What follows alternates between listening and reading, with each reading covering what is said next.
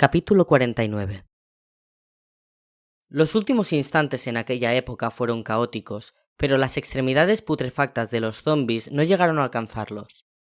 La puerta se había abierto, salvándolos in extremis de un final atroz. Seguían, pues, su camino hacia Michelle. Habían salvado una etapa más, y ahora faltaba comprobar si el siguiente destino los sacaría de la colmena o se enfrentarían a una escala más dentro de aquel tenebroso safari por los infiernos del hombre. El viajero aprovechó para abrir su mochila y alcanzar sus provisiones. Necesitaba comida y bebida con urgencia. Mientras flotaban en el flujo temporal de transición hacia la nueva celda, una silueta desconocida confirmó la última sospecha de Pascal. El prisionero que resistía sobre su caballo entre el tumulto de zombies había caído sobre ellos justo cuando se abría la puerta de la colmena, por lo que había entrado en el torrente del tiempo con ellos. Sorprendente. Aunque tenía sentido. ¿No pretendían traer de vuelta a Michelle por aquella misma vía? El viajero se formuló de nuevo una inquietante pregunta, que también se planteaba Beatrice. ¿Pertenecía aquel desconocido a la estirpe de los condenados? Al margen de la respuesta, las consecuencias de aquel fenómeno eran impredecibles. De todos modos, Pascal, como viajero, no tenía nada en contra de lo acaecido. Es más, no conocía a aquel tipo ni el pasado que lo había sentenciado, si es que se trataba, en efecto, de un condenado. Pero le caía bien solo por su terca insistencia en vivir. Se alegraba de haberlo salvado, aunque fuese de forma indirecta. Y es que Pascal empezaba a cansarse de abandonar a la gente a su suerte. Su conciencia tenía un límite a la hora de buscar justificaciones que le permitieran mantenerse al margen del dolor que imperaba a su alrededor. Resultaba muy duro asistir al sufrimiento ajeno y no actuar. Escapar de la desgracia pero dejar a otros condenados a ella. Había que tener un estómago muy fuerte para eso. Llegaba un momento, si uno conservaba algo de humanidad, en que para evitar los remordimientos no era suficiente huir, porque el recuerdo de los testimonios contemplados se convertía en una rémora que acompañaba al testigo en su fuga. Al menos, el viajero se alegraba de comprobar que continuaba sin ser impermeable al padecimiento ajeno. Habría sido terrible descubrir que, fruto de aquella aventura inconcebible, había perdido su empatía, su capacidad de sentir algo por los demás. Lo pensó mientras flotaba en aquella dimensión. Su idea de la figura del viajero no coincidía con un ser tan frío y distante que no se sintiese implicado con lo que lo rodeaba.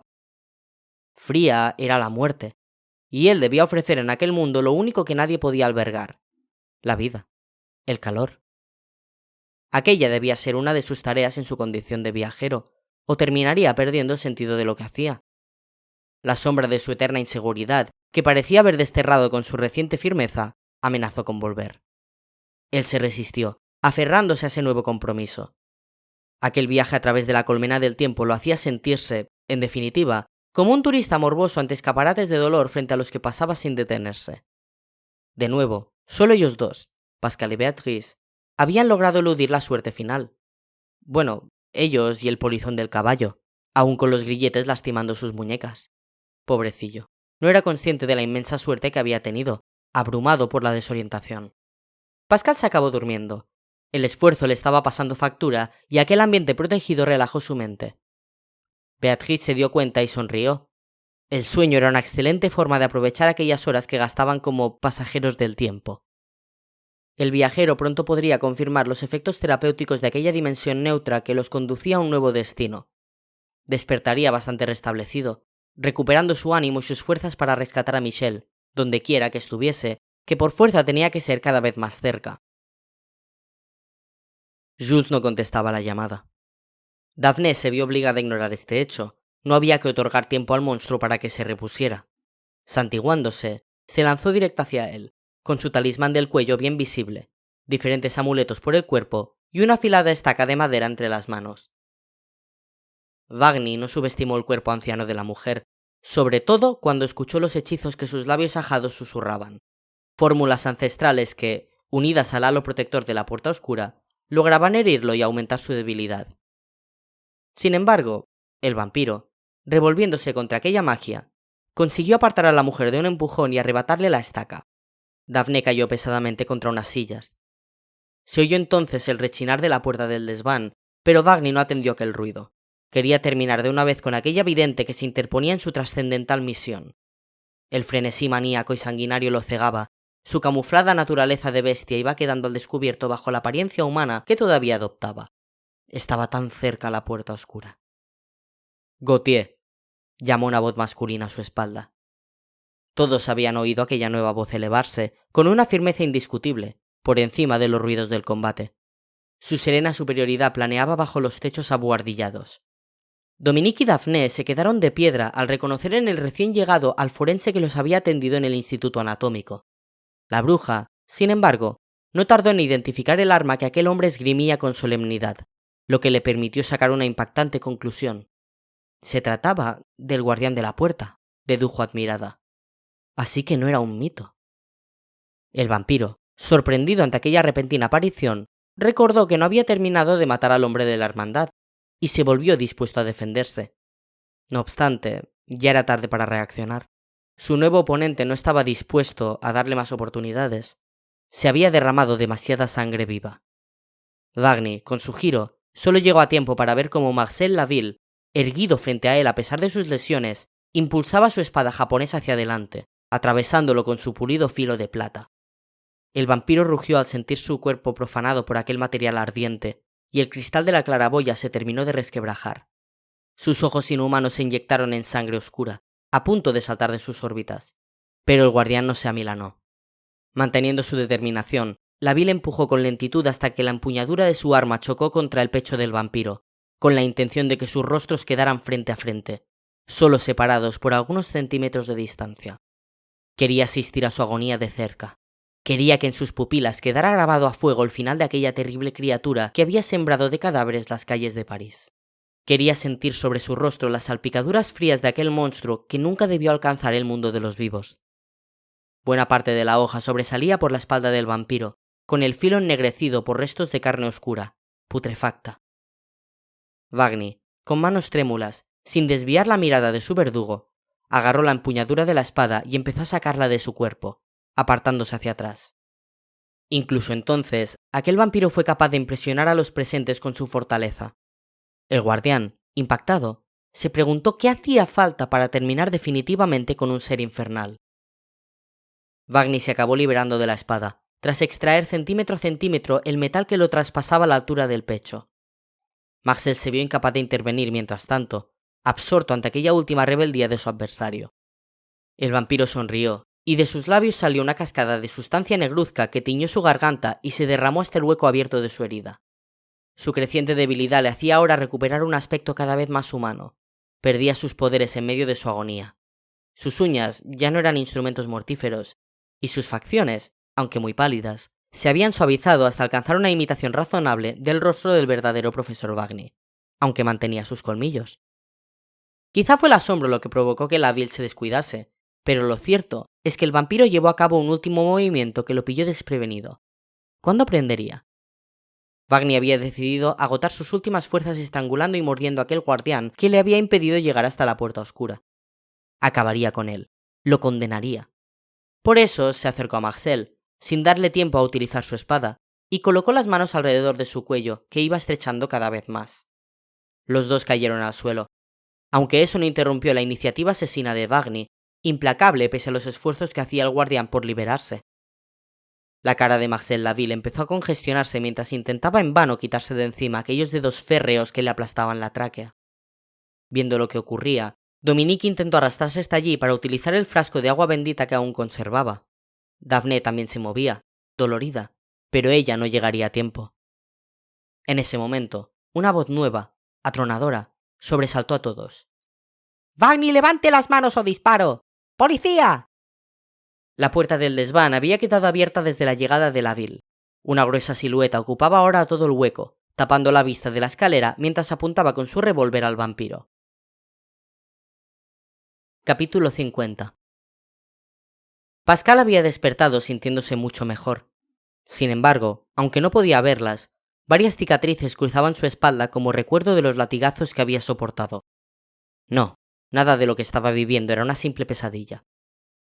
Escupidos de la acogedora dimensión temporal, los tres cayeron aparatosamente sobre un suelo rocoso que les transmitió una buena noticia. Habían logrado salir del laberinto de la colmena de Cronos.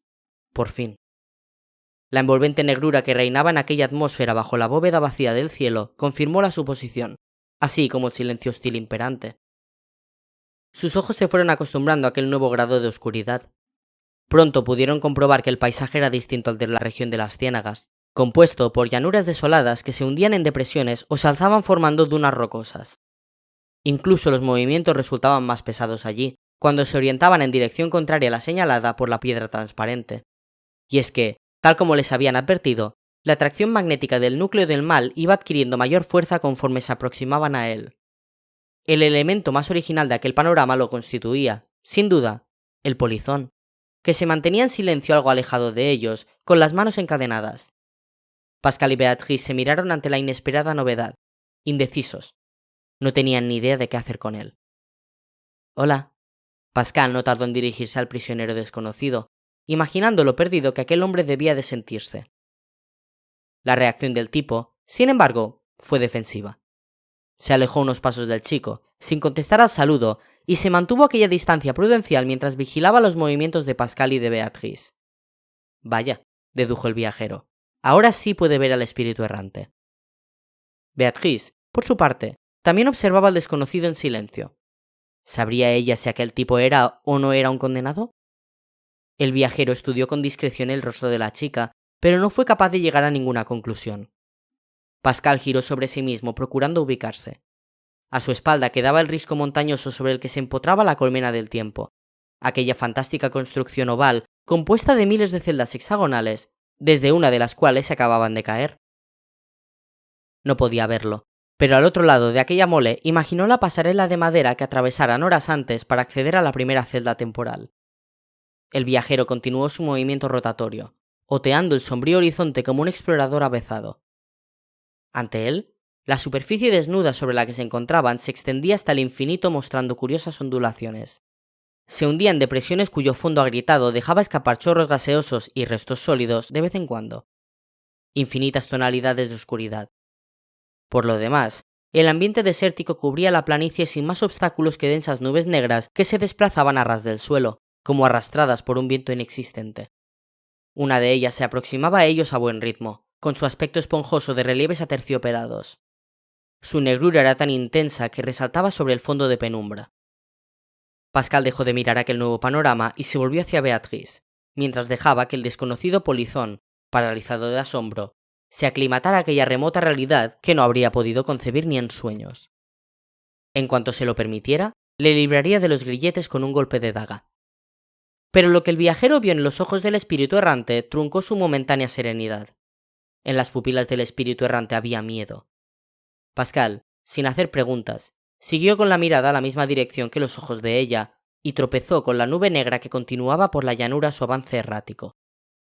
Se trataba de un movimiento de tal sutileza que casi daba la impresión de que la nube apenas se desplazaba, pero era un efecto óptico, producido por la ausencia de referencias en medio de aquel paisaje vacío.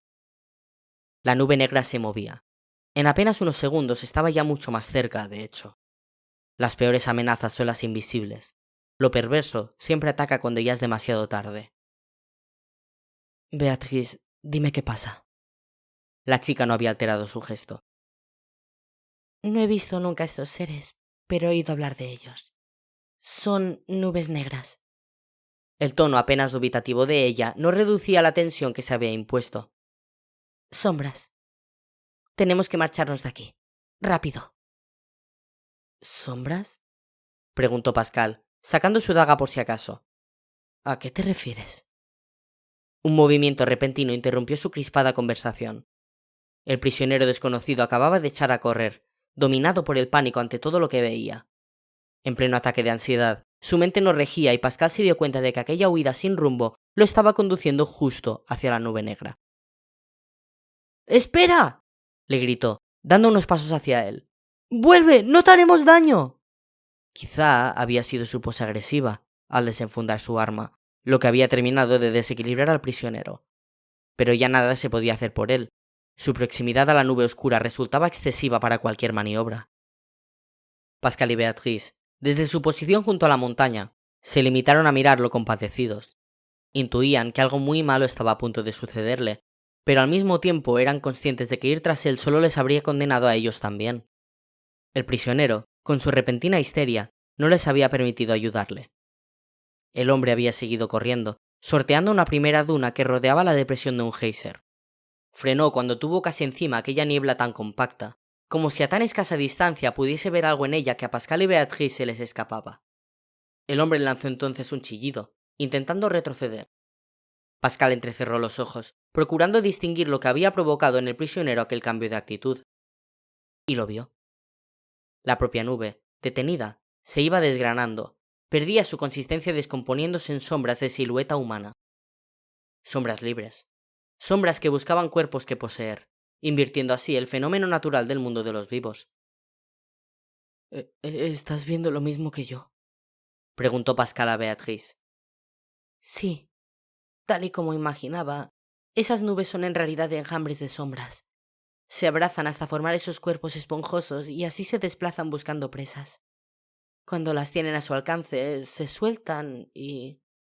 No hizo falta que dijera más, pues la escena que se ofreció ante sus ojos resultaba mucho más descriptiva. Aquellas siluetas brumosas en que se había disuelto la nube negra habían alcanzado al desgraciado prisionero y se adherían a su cuerpo sin que él pudiera hacer nada por evitarlo. Lo envolvían con su sustancia vaporosa, con su etérea oscuridad. Las sombras se separaron despojando de su ropa al hombre, que cayó al suelo. Aquel baile de siluetas borrosas lo dejó desnudo en medio de la llanura, para después cubrirlo por completo, impregnado con sus movimientos ondulantes, casi obscenos. Pascal sintió que aquellas criaturas violaban con su voracidad la solidez corpórea del prisionero. Un escalofrío de repulsión recorrió su espalda. ¡Qué seres tan estremecedores! Pero, ¿por qué grita tanto ese hombre?, se cuestionó el chico, compadeciendo aquel nuevo sufrimiento al que se veía sometido el polizón del tiempo. ¿Es que puede sentir el contacto de esas sombras? Sí. La voz de Beatrice se ofrecía cada vez más impaciente. Grita de dolor. Las sombras no se limitan a cubrir el cuerpo de sus víctimas, se lo arrancarán capa por capa. Es su forma de engullir. El chico se volvió hacia ella, impactado. ¿En serio? Pero si solo son sombras. Beatrice lo miraba con cariño. ¿Y cómo han conseguido quitarle la ropa entonces? Es hermoso que todavía conserves algo de ingenuidad. Le acarició la mejilla con nostalgia. Pascal, todo en este mundo es diferente a lo que tú conoces. Bueno, en algo sí coinciden los dos. ¿En qué? En que no hay que fiarse de las apariencias. Lo que ves no son simples sombras. Como si la realidad quisiese apoyar las palabras de la chica, la batalla del prisionero con las siluetas alcanzó una nueva fase, que sorprendió al muchacho por su crueldad. Las sombras se iban apartando otra vez del hombre, pero en esta ocasión lo que se llevaban con ellas eran tiras de piel de su víctima. Aquel infeliz aullaba de dolor. Lo estaban desollando vivo. Pascal giró el rostro cuando vio, bajo los restos sanguinolentos, el tono anaranjado de la grasa del cuerpo de aquel hombre. Los chillidos aumentaron de intensidad, emitidos por una boca sin labios. El prisionero, o lo que quedaba de él, seguía vivo. Pascal se tapó los oídos, horrorizado ante los desgarradores gemidos. No se detendrán ahí, susurró Beatrice con gravedad. Nunca se sacian. Ahora volverán a cubrirle las sombras y le arrancarán la siguiente capa de su cuerpo. Lo único que no consumen son los huesos. Pronto quedaría a la vista el tejido muscular de la víctima.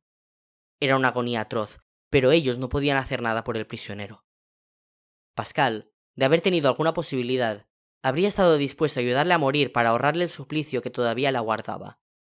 Así, además, habría conseguido apagar aquellos aullidos que volvían a producirle remordimientos. No hay nada que puedas hacer, le advirtió ella, sin compartir con él aquella sensación de culpabilidad. Tu daga no sirve con esas criaturas. No se puede cortar el aire. Ya me voy acostumbrando a no intervenir. Pascal mostraba un semblante ceniciento. Pero para uno que habíamos conseguido que se salvara de la muerte.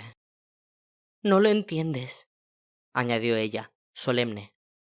Ni siquiera debemos intentarlo. ¿Por qué? Pascal adivinó la respuesta antes de escucharla de labios de Beatrice. Era un condenado, confirmó ella. Hace mucho tiempo que no tenía escapatoria. De hecho, solo la tuvo mientras perteneció al mundo de los vivos. Y nosotros no debemos inmiscuirnos en la justicia. Pascal no supo qué contestar. Él no pretendía ejercer de juez. Su inclinación a actuar respondía a una simple tendencia a la compasión. Beatrice, dando por zanjado el asunto, lo agarró del brazo. «Será mejor que nos vayamos», avisó, intentando ignorar el espectáculo sangriento que todavía tenía lugar. «Antes de que la nube acabe con ese hombre y venga por nosotros. No podemos hacer nada». Pascal, ante aquella amenaza, se rindió. Ambos se alejaron a buen paso, tras comprobar la dirección que señalaba la piedra transparente. Los gritos del prisionero tardaron en dejar de oírse, aunque ellos mantuvieron en todo momento su necesaria negativa a volverse. Debían estar pendientes, además, de lo que tenían delante. Una precaución que se vio confirmada muy pronto. El camino recuperaba su peligrosidad al aproximarse hacia ellos otra nube negra que se había mantenido flotando dentro de una de esas depresiones que hundían la planicie. El cúmulo de sombras los había detectado, no había duda, y las nerviosas siluetas que lo componían tenían hambre. Esa voz poderosa y la enorme silueta recortada contra el resplandor de la escalera. Dominique y Daphné, en medio de su estupor ante el desfile de apariciones imprevistas, reconocieron aquella rotundidad. Era la detective Marguerite Betancourt. Por lo visto, era una noche de sorpresas en la que todo el mundo parecía estar invitado a la puerta oscura. El vampiro solo dedicó un instante a la mujer, sin aflojar sus manos, antes de continuar su labor. Una simple mortal con una inofensiva arma de fuego no iba a impedirle acabar con el guardián. Luego se encargaría de ella. Marguerite, consciente del peligro que corría su amigo, no volvió a insistir y disparó. Wagner sintió la mordedura del proyectil, acusando un daño mucho mayor de lo que esperaba, y gimió como un animal, entendiendo ya lo que ocurría. Era plata. Su debilidad aumentó, un agravamiento multiplicado por el efecto que provocaba en él la proximidad de la puerta oscura.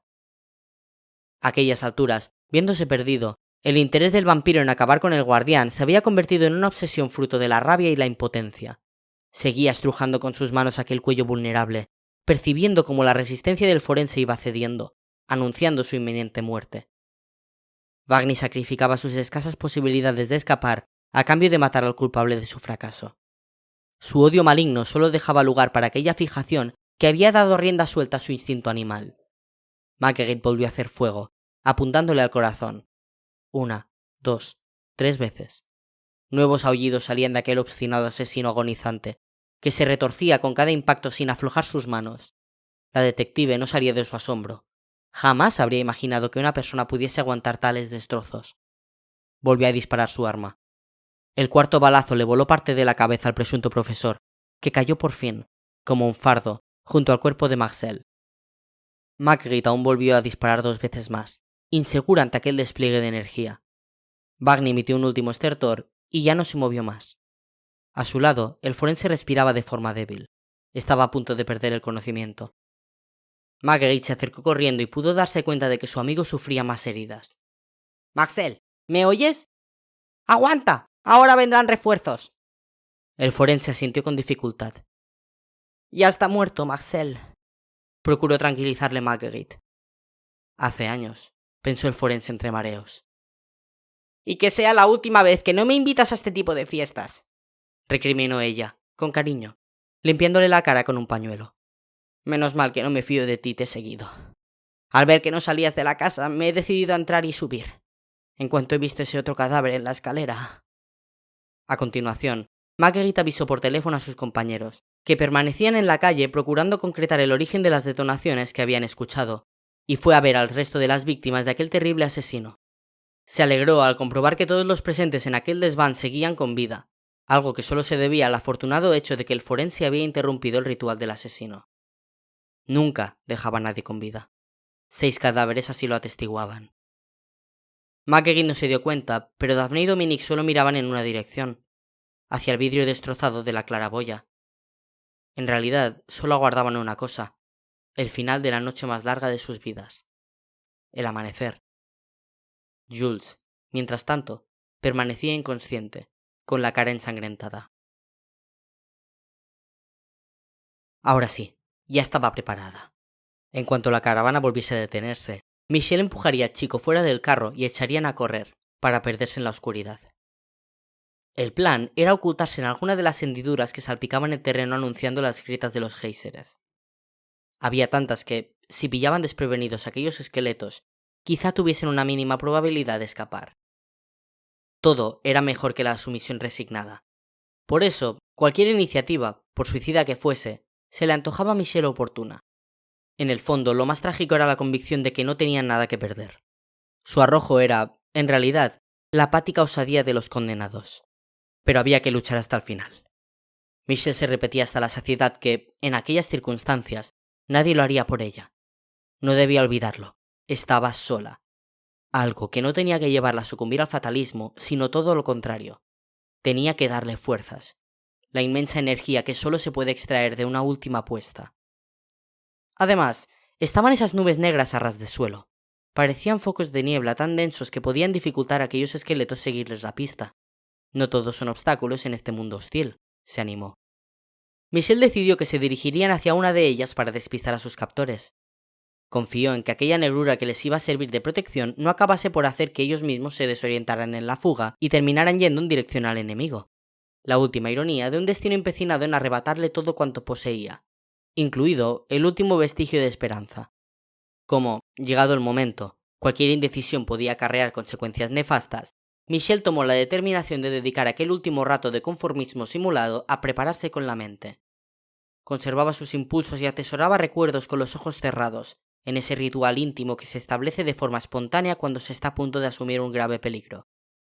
Los últimos instantes de paz. ¡Corre!, gritaba Beatrice. ¡Viene hacia nosotros! Aquella bruma oscura, que ocultaba con su apariencia esponjosa su propio apetito depredador, iba ganando velocidad de aquella forma imperceptible pero regular que caracterizaba las nubes negras.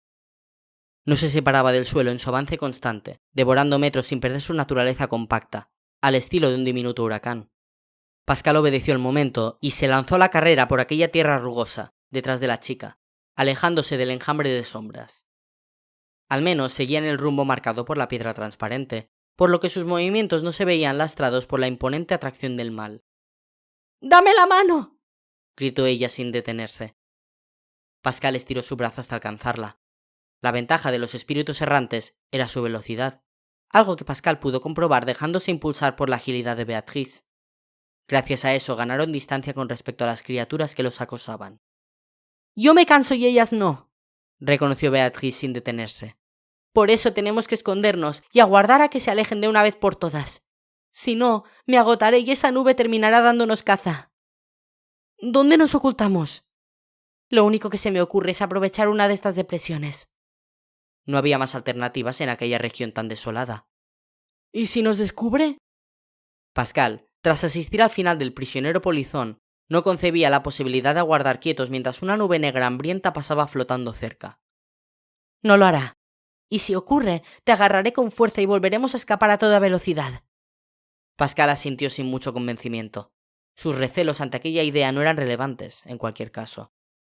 El argumento de la ausencia de otras opciones era de por sí lo suficientemente poderoso. Si continuaban corriendo, tarde o temprano la nube negra los atraparía. Fin de la historia.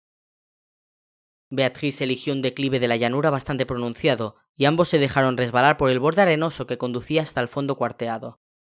La penumbra aumentaba allí abajo, lo que tranquilizó un poco al viajero. «A esperar», murmuró Beatrice, vigilando el afilado corte de la llanura a 12 metros por encima de sus cabezas. «Si se asoma la nube negra, saldremos por el otro lado de este embudo». «De acuerdo». Un sonido cavernoso, como de digestión, empezó a oírse desde el interior de la tierra. Pascal y Beatrice ya contaban con los géiseres, así que se mantuvieron en sus posiciones procurando apartarse de las grietas más profundas.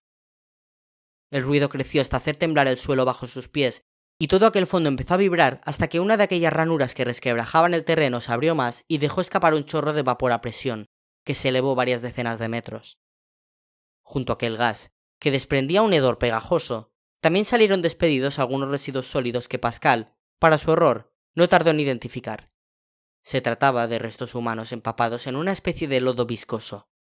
Entre aquella inmundicia vomitada, distinguió una pierna, parte de un brazo, un tronco humano con algunas costillas al aire y dos cabezas con las cuencas de los ojos vacías. Pascal hizo una mueca. «Aquí nunca se acaban las pesadillas», se quejó, hastiado de tanta repugnancia y desolación. ¿Y esto habrá tenido que aguantar Michel? No sé si la reconoceré después de todo. Beatriz lo agarró de los hombros y lo sacudió. Estamos recorriendo el camino hacia el infierno. ¿Qué esperabas? Se detuvo para volver a estudiar todo el borde de aquella depresión. No quería que la nube negra los sorprendiese. Ahora no es momento de pensar en eso, Pascal. Créeme, ella no habrá cambiado tanto como tú, así que estaréis en igualdad de condiciones. Pascal se encogió de hombros. De repente sentía que todo lo hecho hasta entonces no había servido para nada, que estaban como al principio. Tienes razón. ¿Para qué voy a pensar en ella? Concluyó con pesadumbre. Tampoco es seguro que vayamos a encontrarla, ¿no? Es todo tan maligno, tan infinito. A Beatriz no le hizo gracia descubrir que Pascal se estaba desmoralizando, aunque era comprensible. Para un mortal, el contacto prolongado con aquella región de pesadilla tenía que suponer un auténtico shock. Demasiado había aguantado el chico, con toda probabilidad gracias al impulso de su amor por Michelle. Pero el mal se respiraba en aquella atmósfera corrupta con una densidad abrumadora. Con su tacto correoso, acababa contaminando cada poro de cualquier incauto visitante, arruinando sus esperanzas y hundiendo su voluntad en abismos cuya profundidad solo podía concebirse en un mundo de oscuridades eternas como aquel. Un mundo donde el dolor radicaba, precisamente, en la ausencia absoluta, rotunda, de esperanzas. Ni siquiera el amor más puro podía subsistir por mucho tiempo sin marchitarse en aquel hábitat demoníaco. Y Pascal estaba a punto de sucumbir a aquella desazón que, si no oponía resistencia, minaría su voluntad de forma irreversible. Como siempre, los enemigos más peligrosos son los invisibles. Beatriz se dio cuenta de que había que evitar a toda costa ese síndrome maléfico. La vida de Michelle dependía de que ambos estuviesen al 100% en aquella última fase de su viaje a las tinieblas. ¡Pascal! Volvió a sacudirlo, intentando despertar su vitalidad. ¿Qué te pasa? ¿A qué viene ese comentario a estas alturas? ¡Eres el viajero! El chico presentaba un semblante vencido. No puedo más, Beatriz. Necesito luz, necesito dormir, necesito sentirme seguro. No puedo más. Pero estamos tan cerca. Procuró estimularlo ella, dirigiendo una vez más sus pupilas hacia el borde de aquel enorme agujero. Si aparecía en aquel momento la nube negra. Pascal, ajeno al celo guardián de Beatriz, alzó los ojos. ¿Cerca de qué? ¿De morir, al menos yo? No seas tan duro. Presiento que Michelle está muy cerca, de verdad. Te lo juro. Aquella información sí logró que Pascal recuperara algo de ánimo. ¿Estás segura? Beatriz apretó los labios. Sí. Estás a punto de encontrarte con ella cara a cara. El espíritu errante hacía un verdadero esfuerzo cada vez que se veía obligada a nombrar a Michelle, pues a pesar de su íntima resistencia, había empezado a experimentar algo especial por Pascal. Imagina qué sentirá Michelle cuando se dé cuenta de que has venido a rescatarla. El rostro de Pascal continuaba mejorando. La proximidad de la meta sí constituía un motor poderoso. Deseaba tanto verla. Después de todo lo que hemos sufrido para llegar hasta aquí, añadía Beatriz, ahora no te puedes rendir. Por favor, necesitamos que el viajero despierte, que vuelva tu espíritu combativo. Pascal extrajo la daga de su funda y dejó que el calor que emanaba de su hoja recorriese su cuerpo. Pensó en sus padres, en sus amigos. Empezó a recuperarse, empezó a encontrarse de nuevo. Y sonrió. Aquel último gesto, insignificante, suponía, sin embargo, una gran victoria. Los dos se abrazaron en silencio.